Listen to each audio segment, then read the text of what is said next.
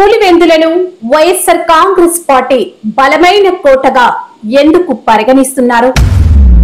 పులివెందులలో ప్రస్తుతం ఏ పార్టీకి ఆధిక్యం ఉందనే ఫీడ్బ్యాక్ చెబుతోంది. పులివెందులలో వైఎస్ఆర్సీపీ తరపున ప్రచార బాధ్యత ఎవరు తీసుకుంటున్నారు? ప్రచారంలో టీడీపీ కార్యకర్తలు ఎలాంటి కృషి చేస్తున్నారు? పులివెందులలో రాజకీయ ఉత్సాహం తార స్థాయిలో ఉంది. ఎన్నికల కౌంటౌన్ మొదలైపోయింది. కానీ ప్రజల మదిలో ఒకే ప్రశ్న, ఎవరికి విజయం? మరి ఈ రోజు మనం ఈ ఎన్నికల పరిస్థితిని లోతుగా విశ్లేషిద్దాం. ముందుగా ప్రచారం ఎప్పుడు ముగుస్తుందో చూద్దాం. చివరి గంటల వరకు రెండు ప్రధాన పార్టీలు ఫుల్ గా ప్రచారం చేస్తున్నాయి. పోలింగ్ కు ముందే సర్వే రిపోర్ట్లు ఎందుకు బయట పెట్టరాదో మీకు తెలుసా? ఇది ఎన్నికల నియమావళి ప్రకారం ప్రజాభిప్రాయాన్ని ప్రభావితం చేయకుండా ఉండటానికి తీసుకునే జాగ్రత్త.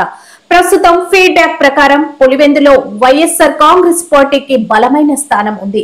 ఇదే ప్రాంతం పార్టీకి ఎందుకు కోటగా మారిందంటే సంవత్సరాలుగా ఇక్కడే ఆ పార్టీ ప్రధాన నేతల ఆధిపత్యం కొనసాగుతుంది. టీడీపీ కార్యకర్తలు గ్రామాల్లో తిరుగుతూ ఇంటింటికి ప్రచారం చేస్తున్నారు.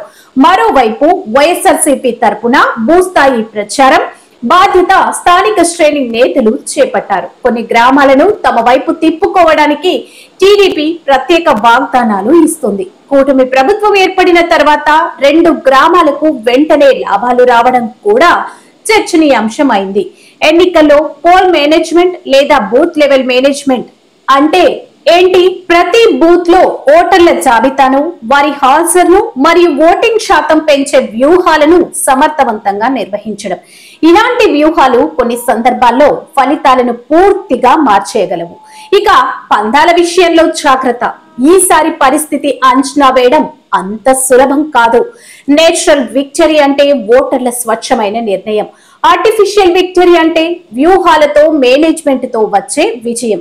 ఈ జెడ్పీటీసీ స్థానంలో మొత్తం 13,000 కంటే ఎక్కువ ఓట్లు ఉన్నాయి. ఎన్నికలు సజావుగా జరిగితే 10,000కు పైగా పోలవచ్చు. కానీ 9,000 కంటే తక్కువగా ఓట్లు పోలైతే అది తక్కువ ఉత్సాహం లేదా వ్యూహాత్మక బహిష్కరణ సంకేతం కావచ్చు. మరి గెలుపు మెజారిటీ ఎటుంటుందో అంచనాల ప్రకారం 2,000 నుంచి 3,000 ఓట్ల మెజారిటీ వచ్చే అవకాశం ఉంది.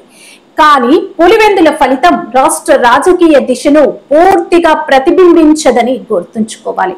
ఇదే పులివెందుల ఎన్నికల ప్రస్తుత విశ్లేషణ. మీ అభిప్రాయం ఏంటి?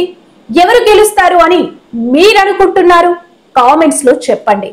మరిన్ని రాజకీయ విశ్లేషణల కోసం మా డిఏఆర్ ఫోకస్ ఛానల్ ని ఇప్పుడే సబ్స్క్రైబ్ చేయండి.